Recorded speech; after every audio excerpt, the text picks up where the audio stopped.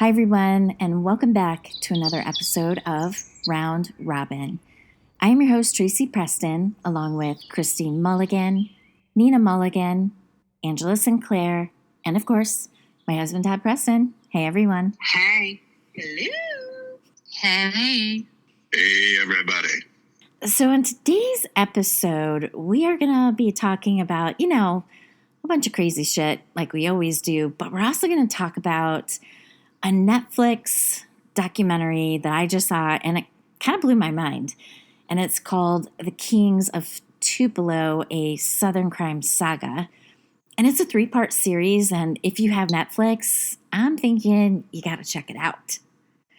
So the premise is the show is really centered around one man, and his name is Paul Kevin Curtis, but he goes by KC. Now, he was born and raised in Tupelo, Mississippi, and if you didn't know, Tupelo was the birthplace of Elvis Presley.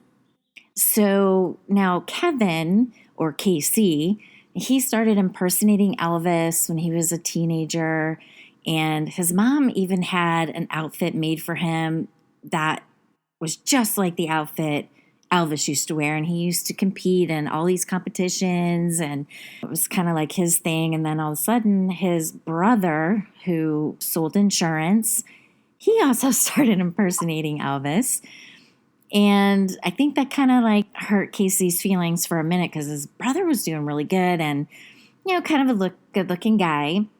And so all of a sudden, Casey was like, hey, Elvis was actually a twin, but the twin was stillborn, so he put it to his brother, why don't we both do our Elvis impersonations together, and we're going to call ourselves Double Trouble. And so that's what the two of them did, and they were killing it. All the older ladies were swooning over them in the South. They even made the Guinness Book of World Records, and they were even published in magazines as far as Japan. So these guys were like on the top of the world, at the top of their game.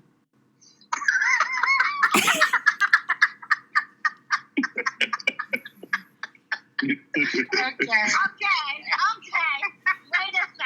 Okay. Can I just say, the world of insurance, is that's a whole joke in itself.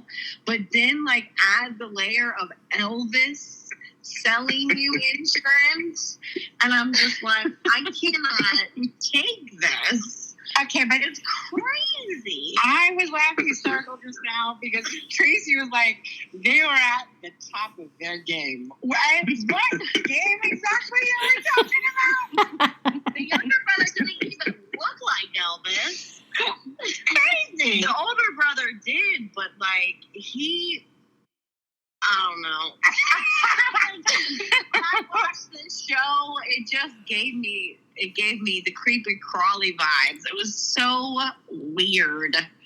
It was a lot Delululand, a lot.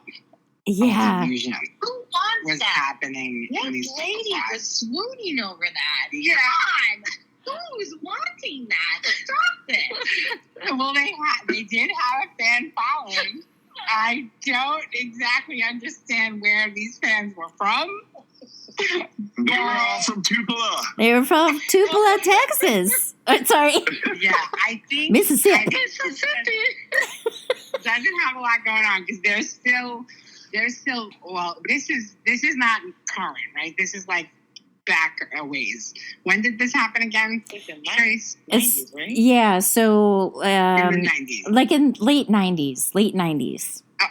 Okay, so being a person that was alive and alert of world going ons in the 90s, I can safely say there are some caveats of this that did hit the news, and I do vaguely remember them, but I can say on the grander scale, I don't remember Elvis impersonators being a popular thing anywhere in my reality realm, is all I'm saying. But so to say that they were at the top of their game of Elvis impersonators, That was just a lot for me to hear, Tracy. I know. It's a lot. Okay, but listen, like these two guys, now remember, Tupelo, Mississippi was the birthplace of Elvis. So, I mean, they had, Allegedly. I don't believe it. It's hearsay. Right, but I mean, these people are crazy about Elvis. I mean, I don't know about today. It was last century. But anyway, I mean, now the women in the audience were not young girls. They were They were throwing their panties up at these dudes. Yeah. That little nugget of facts. Their version of Magic Mike. Yeah. Tupelo's Magic Mike. But that's what I was going to say. Tupelo obviously does still into the 90s. But we're talking, Elvis was famous way back before my time.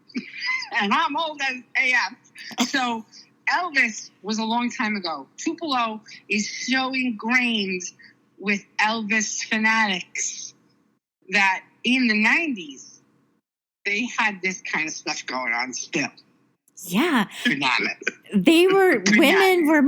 Women were mailing them lingerie and money. And they were getting felt up big time by grannies and wheelchairs. Yeah, bananas. Okay, so They were living their best life. Yeah, exactly. I interrupted you early. So you were just getting into, these are the main characters of this show. But the show actually takes an even more bizarre turn. Yeah, it does. Where, I'll let you go on. So you have established the main characters are Cuckoo for Cocoa Puffs, but it gets even crazier. It gets even crazier. Okay, so, it gets even crazier now. So I don't know like how much these guys were making, but his brother Jack, the insurance salesman, like he had billboards of him dressed up as Elvis, and he was making money hand over fist. It's crazy. So when the hoopla kind of settled down, like Casey was married, he had 3 kids at this point, and his wife's like, yo, dude, you got to get out and make some money. We have a big family now. So he ended up starting like a janitorial business, right? And then he was doing great. And then all of a sudden one day, he landed this huge janitorial contract in one of the largest hospitals in the South called North Mississippi Medical Center. All right. So it's now December 17th, 1999. And the hospital, the North Mississippi Medical Center, it's Christmas time. So they're throwing their big old Christmas bash. So in walks Casey, he's ready for some snacks and this and that. And one of the administrators comes up and says to him, hey, listen, we're having a huge backup under the autopsy table. And can you go down there and take a look at that? Because no one else will go in there. Like, what in the hell? He's at a Christmas party. Dude, go get your hazmat on. Right? So this cat gets his hazmat suit on, and he goes into the morgue. And there's blood coming up out of the drain underneath the autopsy table. So he's trying to clean all that up and mop it up as best he can. Blood everywhere. And as he explains it, he's like, I'm all hot. I'm in the hazmat suit. And I think maybe he wanted a Dr. Pepper or some shit. So this brainiac, because, he's a brainiac. So he sees a big-ass refrigerator in the morgue. And he's thinking, hey, maybe there's a Dr. Pepper in there.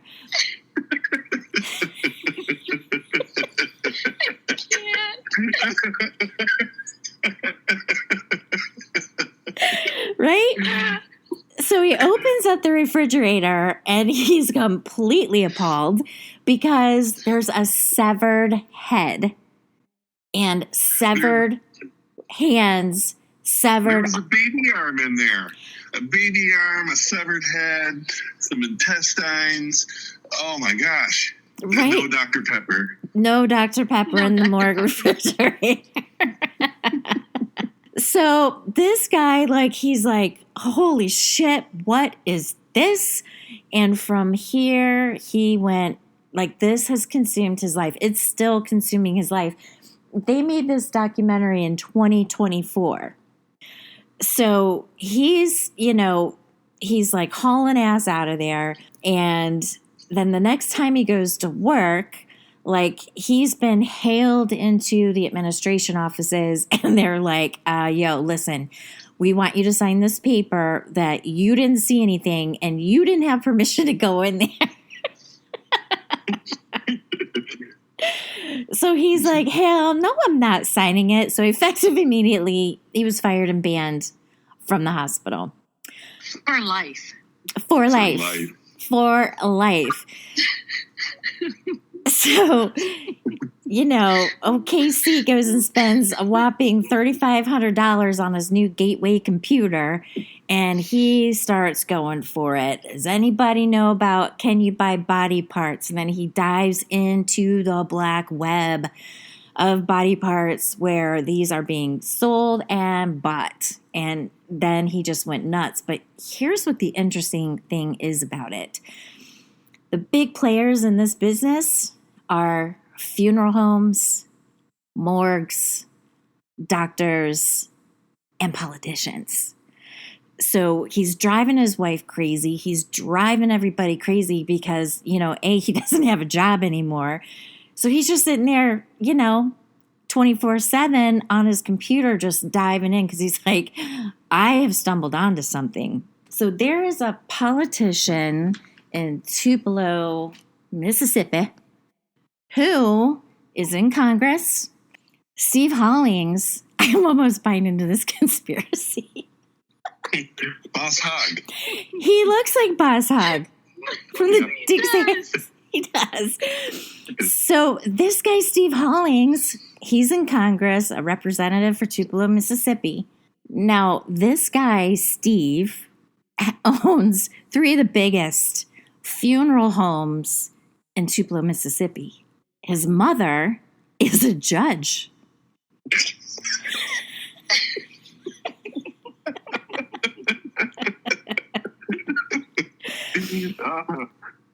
Oh my God, that's story.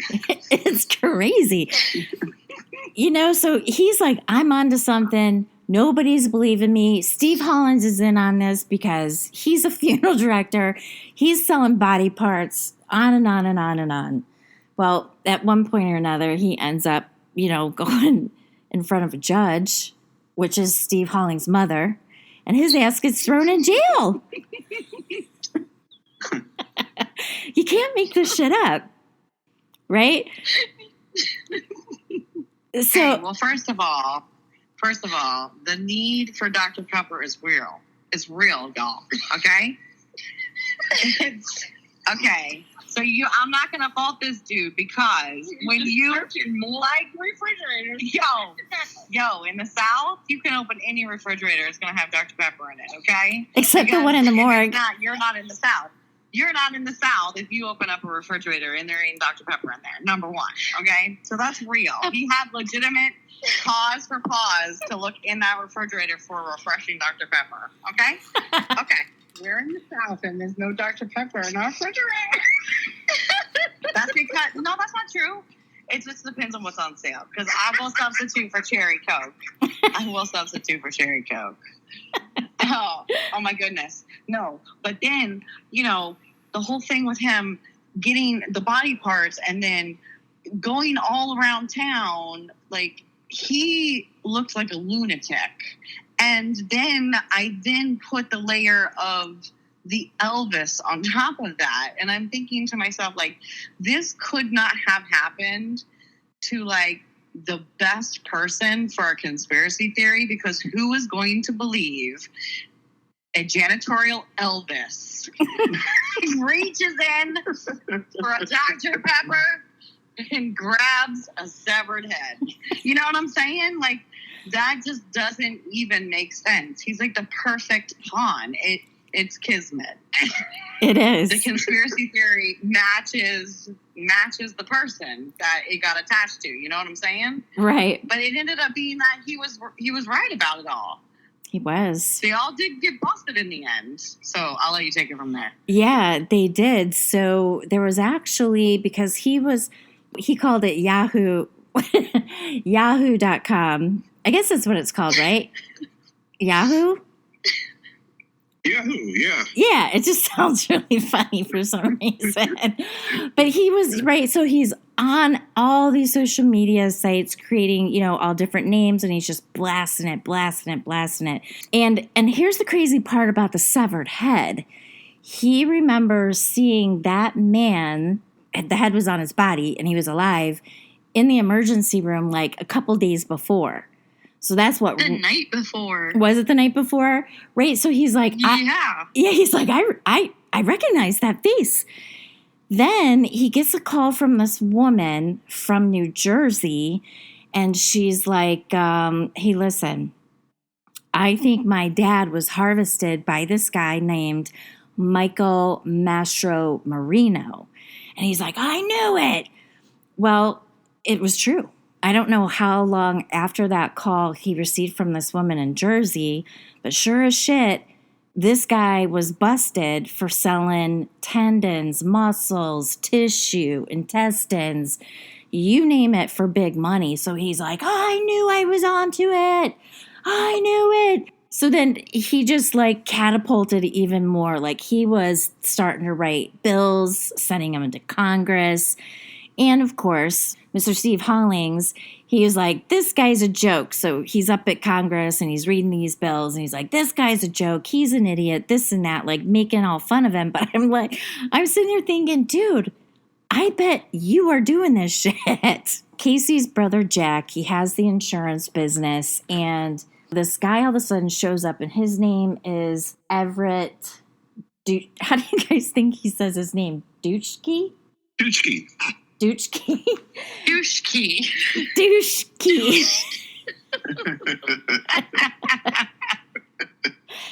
Now, I don't remember where this guy actually was born and raised, but I think he got us into some shit. He was a weird kid, didn't hang out with kids, didn't have any friends, hung out with adults. He said the older the better, this and that.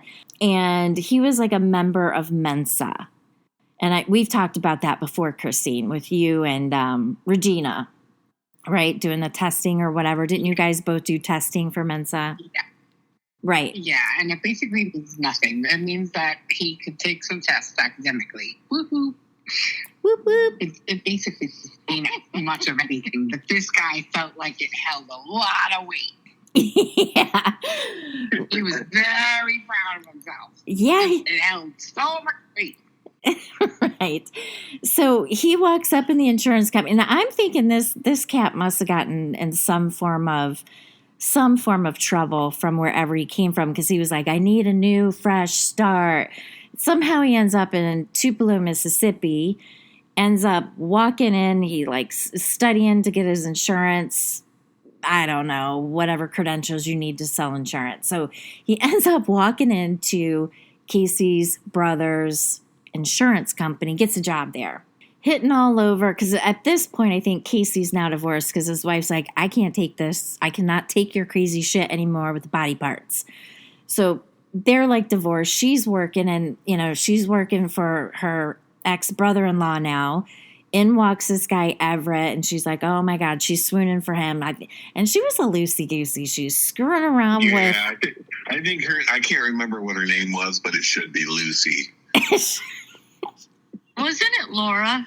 Yes. Yeah, it was Laura, but it should be Lucy, because I think anything with a swinging dick, she was pining for. And she was all about it. And during her interview throughout the 3 episodes, like, she's drinking wine the whole time, feeling good. The entire time. The entire time. So she doesn't have to be a Lucy. She's just Loose Laura. Loose Laura. Right. Loose Laura. Right. So she's sleeping with her ex-husband's brother. I think she ended up sleeping with this Everett guy. And anyway, this Everett guy, like, he gets into karate. He's like this karate master. And this guy, when he came in, he like handed a business card, insurance stuff on it. And then on the back of the card, it has all his Mensa. Like, he's a member of Mensa. You know, he's got to let everybody know that, you know, he's the smartest guy in the room. So I can't remember, you guys. Is it that like he was hot for Laura and then like, you know, him and Casey started going at it because he's like, yo, she's not the one. Don't you mess around with that woman. Is that kind of what started it, was Laura? Yeah. Laura was, Yeah. she was the catalyst for all of it. Yeah, she was like, he looks like Val Kilmer. I want him on my team. I want him. That's right. That's what she said. I Can want I have him. them? Can I have him? Right. Right. So now you got all this turmoil. And so Everett's like pissed as hell at Casey. And so like basically he starts going after him. And then now this Everett dude, he's like, I'm going to run for Congress and I'm going to knock this Steve Hollings out. Right. So, and he's actually calling him boss hog and doing all this kind of shit. And so then it goes from that to, I think, trying to frame KC. Am I getting that mixed up at all, you guys? No, you got it straight. And I tell you, this whole series reminded me of Drunk History. Oh. That's how outrageous the story is. Right? Yeah, it's bananas. The whole story is bananas, top to bottom. Right. So everybody's like, you know, Casey's losing his shit. I mean, you can kind of see because this master, whatever his name was, he got busted. But they're like, but that's not happening in Mississippi. So...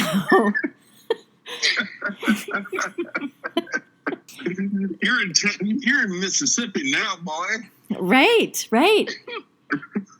So then the crazy thing is that I'm trying to remember the chain of events. Was it the ricin that happened next? And he was trying to frame Casey for it?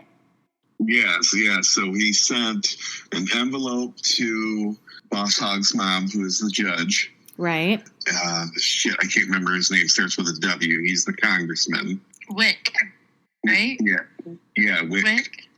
And then President Obama at the time. And all three of these letters had the powder inside these letters, which was ricin, which is highly toxic. Isn't it even more poisonous, even more deadly than cyanide? Yeah, it's like 50 times more poisonous. Yeah, so they're like, hold the phone! Oh my God. So they're all thinking it's Casey because, right, he's trying to get these bills passed and this and that. So they haul his ass in and they throw him in prison. And they're like questioning him and they're like, tell us about the rice. And he's like, well, I like rice. I don't even eat rice. Oh, yeah, that's what it was. I don't like rice. Yeah. So they're like, you know, scratching their noggin and they're like, This is not our dude. Yeah, you got to be like, can't possibly be our guy. Yeah, you got to be like a chemist. And they're like, there's no way in hell this cat is making ricin. Right? So Okay, I just sent a message to everybody because it just dawned on me. So Casey reminds me of Rob Schneider. Oh. Who also has impersonated Elvis, and I sent a picture of Rob Schneider as Elvis. Okay. It is pretty perfect. Good It one. looks just like Casey. Good one. So the next thing that happens is I think Casey gets out of prison, right? They let him out because they're like, it can't be this dude. He's not smart enough, and he doesn't even know what the hell it is. Right? So the next thing you know, he's getting calls from his kids. They get off the bus, and they're seeing some guy flanging his wang in the window as all the kids are walking by his house. And guess who it is? It's Everett. It's Everett.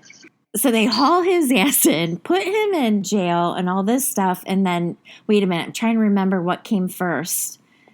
I think they were on to Everett at that point, right? And they're like, let's do a trash pull. And they found, Yeah, and then they raided his house. right. And then they found outside his dojo, they saw him because they were Coffee watching grinder. him. Yep. They saw him dump a box, and when they pulled it out, it had to be ricin. So apparently, it comes from a bean, the ricin. Yeah, and he was using a coffee grinder to grind it all up. Yep. So then they ended up getting him, and he's in prison big time now. So I mean, it's like, what a twist. What a twist. And so Casey, and he's living large. He's got himself a camper. And a pool. And he's got And Double Trouble got back together and had a concert. They did. Yep. Everything is right in the world in Tupelo, Mississippi. And he said he was done with the conspiracy theory thing, and then 9 months later, he's back into it. Yeah, he's ready to go. Yeah, I he's think- gonna forever be drawn to conspiracy theories, is my hunch. I think this might be part one of many. Yeah. I don't understand when he finds time to go to the bathroom. Like, he is always on the go. That's crazy. I mean, how does one person pack that kind of... The only thing that's missing is Bigfoot. I feel like you cannot tell me that this is not a headline on the National Enquirer. Shut up. Janitorial Elvis finds a severed head while reaching for Dr. Pepper and morgue. Come on. And then somehow connects. And then tries to kill President Obama with ricin that he crushed. But it wasn't him, though. He didn't do the ricin thing. I know, but still, it's just crazy. Yeah, how he's attached to that. I mean, it's so many conspiracy theories all bundled into one questionable brained man. Okay, but to be honest, if I were to find severed heads in a morgue, I might think the same fucking thing, because that's a little weird. Yeah, I'm with you. I'm on the conspiracy Yeah, I bus. don't know. Aren't there supposed to be dead people in a morgue? Like, what? Not How do you know severed that heads. severed head belongs to one of the bodies? No, it's a whole... Maybe it was a motorcycle accident or something, and the head came off, and they got to check it out for later. I don't know. Like, but I would be like, oh, yeah, there's body parts. This is a morgue. I would find it was that the weird. dude that he saw. It was the dude he saw the night before at the emergency room. Like, I would be like, what the hell happened? Like, I just assumed he died in the emergency room, and he donated his body to science. Like, I have on my thing, I'm a donor, so I'm going to donate my body to science because I want to be cremated and turned into sand art. So I don't need all my parts, Well, I'm an organ donor, and now I'm really seriously questioning that. Me too. But I mean, Christine and I, we have had many patients. Like, if you're that sick and you perish and you're an organ donor and your family agrees to donate your organs, like, it's a hot minute. You got to keep them. You got to keep the blood pumping. You got to, it's harvesting takes place in front of a bunch of people, not like cutting somebody's head off in the morgue. You know what I mean? It's legit on the books. Yeah, but cadaver harvesting happens in the morgue. And that is also legit. And they can send it to like that dead body farm in Tennessee where people donate their corpses to science to see how cadavers. cadavers to see how they decompose, like in different stuff. So I guess I wouldn't find that weird. I would find it weird there wasn't a Dr. Pepper in there. That's the hair in the ointment, or the fly in the ointment for Nina. That Well, cures everything. It's the doctor, yo. Then there's Going that. on since like 1809 or something like that. Okay, so what if somebody says, hey, when I die, I want to be cremated, right? And they're like, okay, well, they don't need their head, though. We just give them some ashes. You never know. We're just going to give them some ashes and tell them that's it. Yeah, and we're going to make a lot of money off of this. Yeah. That's crazy. Well, I mean, it's not like you're going to use it again. Ugh. Right, That is true. Yeah, but if somebody's going to profit off of my head, it should be my family. Yep. Yeah. Leave that shit in the family. My family got We nothing. just opened up a whole new avenue for people to think about going into business for themselves, selling off their family's body parts. It's Oh my God, this story is so crazy. We've learned there's now a market for it. So, All in good fun. Of course, we're jesting. I would never want somebody to have their head missing from their body as they lay to rest for all eternity. yeah. wow, get Karen got you. I'm just saying. I wouldn't. It's just funny. Well, Nina, did you guys, has anybody on this call ever seen the exhibit called the Body World or Body Wars?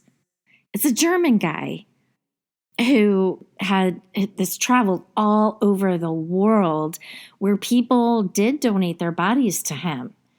Did you guys ever see that? Like he would put some kind of latex through their veins, which then went into their muscles and all this kind of stuff. So it was like bodies without their skin.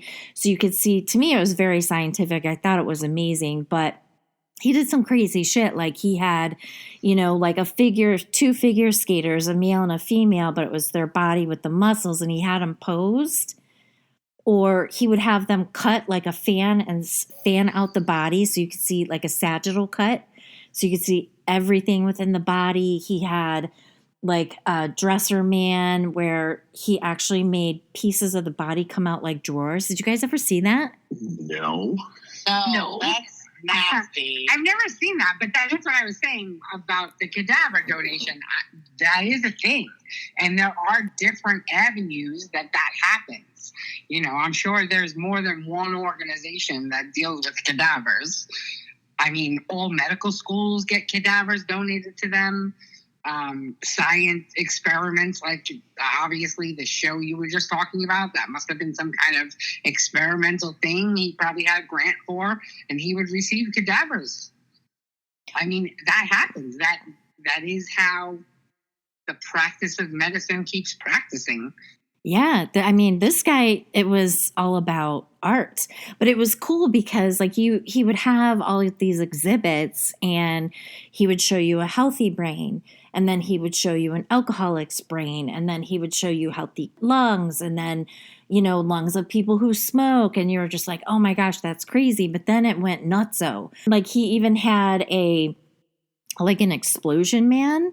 So the skeleton of the body was there, but on all these pieces of fishing wire, it was like all things were blasting off this body. Like you were actually looking at it in action, but it was all just hanging there. And then he even did stuff like he had a giant camel and he cut out a big square in the camel's belly. So then you could see all the stuff in there, and then you could see the babies in there, the artery network of the brain, no brain, but just the arteries. I mean, it was very intriguing, but if this guy was doing this shit in his basement, that would be really weird. Like, what if that was your neighbor? Yeah, no. I guess it all depends on where he got the bodies from. That's a regulated hobby. That's definitely a regulated hobby. Yeah, but those people at least signed. He had, I don't know if they were homeless people that he approached or what. I don't know where he got these people, but he had, well, shit, how do we know? He could have had that shit forged for all we know. Yeah, they gave their bodies to me. Well, that's what I was saying. It depends on how he procured his materials. Right. That's where the law comes into play. Mm-hmm. Yeah, so I don't know. I kept rewatching because I'm like, I can't believe this shit really happened. It's crazy. Yeah, it's bananas. Yeah. But I think it kind of had a fear and loathing kind of vibe to it. Like I felt like I was watching that Lion King shit again. The Tiger King crap. Remember that when everybody went bananas about the Tiger King crap? That's immediately what I said halfway into the first episode. I was like, Nina, what is this? This is like The Tiger King. This is like the Tiger King all over again in Mississippi. With Elvis instead of tigers. What the hell's going on? I never saw that show. I've never seen it either. What? Never seen the Tiger King? What's wrong with you? I can't can't tell you that I've watched it all, but I've watched pieces of it. Oh my God. It is a must watch. And then just all the things that you've seen afterwards, like on social media. It was bananas. It was two people that lived, and I don't know how, but they both had pieces of land and sanctuaries with big cats. Yeah, everybody in the world knows about Tiger King. You don't got to give a recap. All right. You're the only person that hasn't seen it. Todd and I have not. And Tracy, Todd, and Angela. Losers. Oh, stop it. That was the stupidest show I've ever seen. And now I can't even say that because now Double Trouble Elvis Brothers it was ranked really high. The stupidest shit I've ever seen in my life. Shores janitorial services.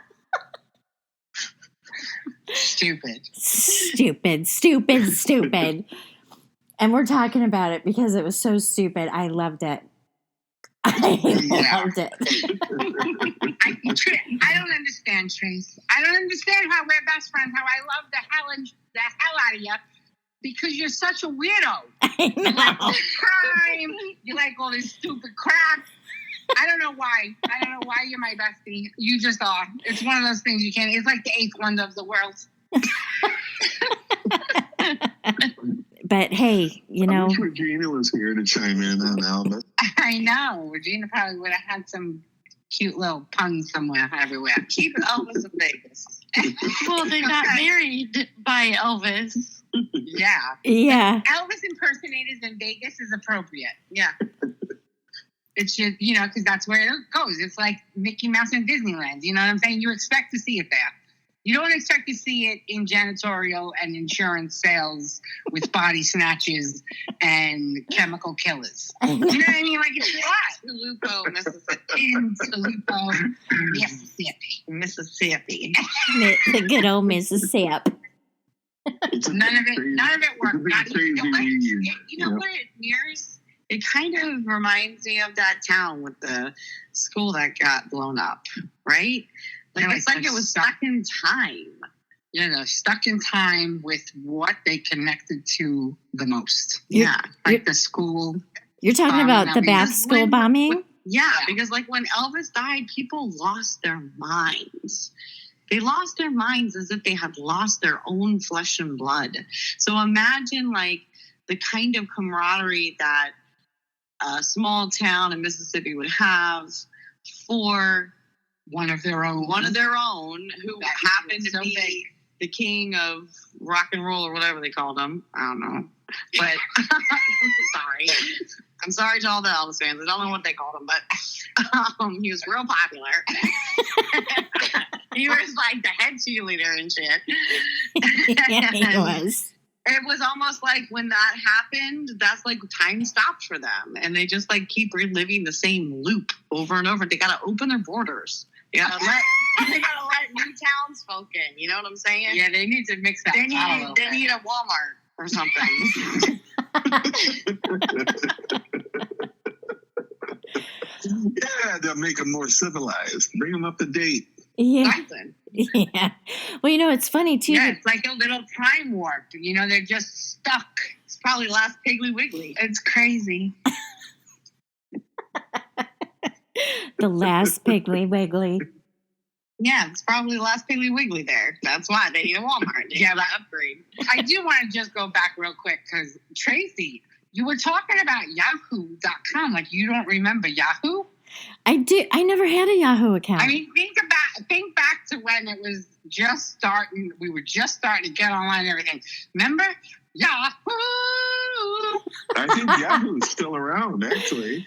There are people. They are technically still around. Yeah, there are people that I run into who still have Yahoo accounts. I'm like, really? I think they have to, though. Yeah, because by law, they have to keep the email going for like all eternity if you have an account or something like that. I don't think there are any solid internet laws, but there's still people with a Hotmail. Yeah, I know. Right. I have so somebody's manning those servers. You know what's not around anymore is, remember MySpace? I never had one, but MySpace. That was the big one, right? You can't get onto it no more, even if you tried? No. I never had one. Angela, yeah, no, I've tried. I can't. Dude, I was doing all kinds of stuff on MySpace. I had special script in it and like all kinds of stuff, programming. Yeah, I'm a big nerd. Yeah, I think I got talked into MySpace and I put some art on there, but it was like, all right, this is actually kind of stupid because nobody's liking my shit and I ain't got time to be on this computer anyways. Like, what year was that? Oh, geez. 96, 97, somewhere around there. Yeah, I never had it. I don't know anything about it. I just remember hearing about it. I think I might have had a MySpace page, but I never really got into it. But I remember a lot of my friends really got into it. And I remember it being really, really big in like 99, 98, 99. Yeah, 2000, 2001. I think it was like when Facebook came out. I think Facebook came out like in 2007, around kind of like the iPhone era time. Yeah. Maybe a little bit before then, and I think that's when MySpace pretty much dropped off. Yeah, I don't remember, but you know what? There are kids out there. My kids would be like, what are you talking about? And what do you mean it wasn't around? You didn't have. Yeah. What? Like they can't even imagine. It's crazy. But yeah, I didn't understand how you didn't remember Yahoo. I remember it now. I remember when they were talking about it, I'm like, God, that sounds weird. Yeah, what is it called? Yahoo. It's almost like what do they call them again? Those things where Mandela effect. Yeah, it's almost like a Mandela effect for you, Trace. Explain the Mandela effect. I don't even know what that is. What? What? Do you live under a rock? Does everybody know what it is except for me? What do you do with this? I don't know what it is. Home. What are the you serious? The Mandela effect is like there are many, many people out there that remember the Berenstain Bears. Yeah. Well, now if you look them up, it says Berenstain Bears, or maybe Fruit of the Loom, or Fruit of the Loom. The tag on Fruit of the Loom, like the logo for Fruit of the Loom, you used to have a cornucopia. but now they're saying it never had a cornucopia. But now, if you Google it, it never had a cornucopia. Girl, I never heard of that. And Jif used to be Jiffy. Yeah. Yep. Okay, that I remember. the stovetop. Stovetop. And now it's just called Stovetop. And they're saying Stouffer's was never a thing. Mm-hmm. It's a Sugar Snacks is conspiracy. now Honey Smacks, and it's no longer, it's never known that it was Sugar Snacks. So they try to make you believe that never existed? That's what this. Yes. Oh. Yeah. Because they know that we switch timelines all the time. And the thing is that the theory is that something catastrophic happens and it's so overwhelming that the collective consciousness skips to a new timeline. But you still remember the old timeline, but this one is just a little bit different. That's one of the theories. It's one of the theories. The other theory is that they just keep mind fucking us Yeah. to make us go insane. Gaslight us. Yeah. Oh. Very much. Well, thank you for the education because I had no clue. I'm on my own timeline. Indeed you are, dear. Yeah. It's called Tracy Standard Time. Yeah, exactly. Hey, guys. TST. Before we wrap this up, I want to take a poll. And don't ask me why this has been bothering me this week, but it has. When you put your glasses away in the cabinet, are your glasses up or are they down?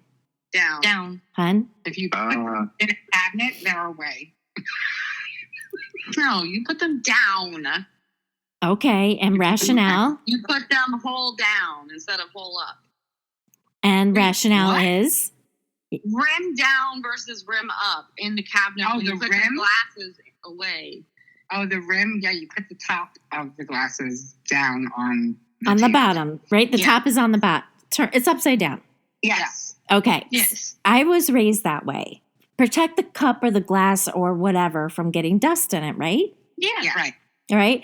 So I heard something a long time ago and it just came back into my mind this week because then people are saying, no, they have to be top up because otherwise you're putting the rim of the glass on a dusty shelf. How often are you wiping down your shelves?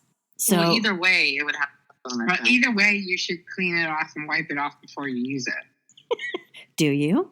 Yes? You do not. You liar. Rinse it. Yes. I always take a glass out of the cabinet, rinse it, and then fill it up with tea. That's what I do. if it's a glass that has a taper, though, I'll do one up, one down, because it saves more space. Agreed. We have our favorite glasses, so they get used often. So they're not being dusty. Right, and when you're using we use them. You know what? We save the dust for our guests. You pick from the second shelf for You're having guests. a dinner party. Okay. What I was saying is if you're having a dinner party and you're going to set the table, don't you wipe down everything as you're setting it? Yeah, Well, or you're just a fucking heathen. No, We have girl. we have our special crystal, which is packed away and wrapped up and boxed up anyway. So We pull it Right, out but and when we you use it and you take it out, don't you wipe it off before you put it in use? Yeah, we you wash can them. first. We wash them before we set the Exactly. table. Exactly. But I'm So gonna. who cares how you put it away as long as you use it diligently? If you guys are listening to us on YouTube, please like and subscribe. We need ya. Yeah. we need you. Let's go. Let's yeah, go. and also we have to wish. What's your name again? Regina, No, you, my name. What's my name? Christy. What's my name? I'm sorry. You're so used to calling you babe. I forgot your name. Wait a minute. What's your name? I'm sorry. I have so much wine on board. Okay, it was a long day. It started at 3. Anyway, What's your name again? my wife, her birthday when we're listening to this will be on Wednesday. So happy birthday, my love. Oh, happy birthday. Happy birthday.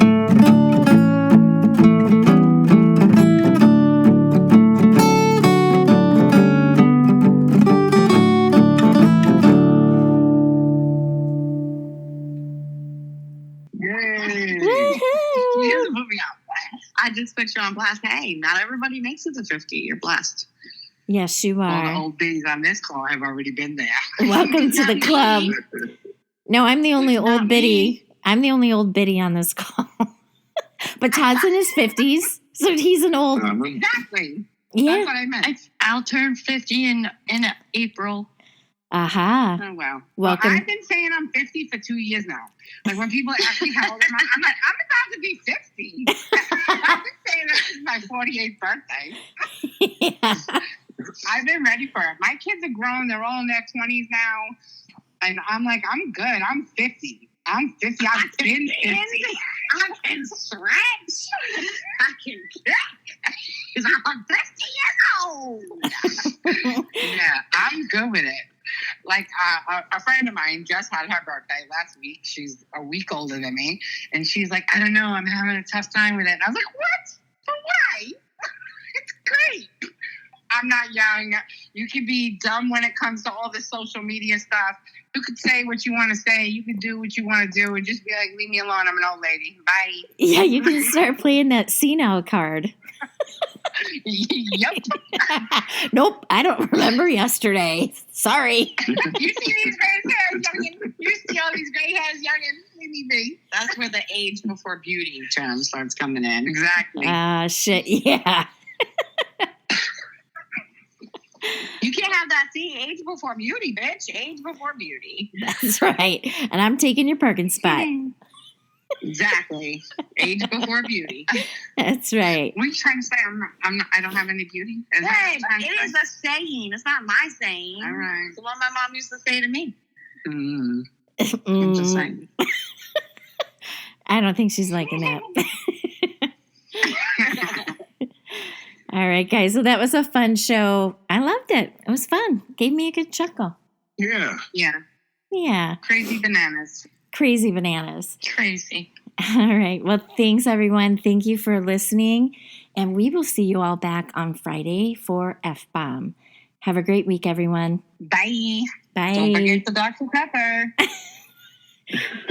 Don't look for a Dr. Pepper in the morgue. That's your takeaway. All right. Bye. Bye. Bye. Adios.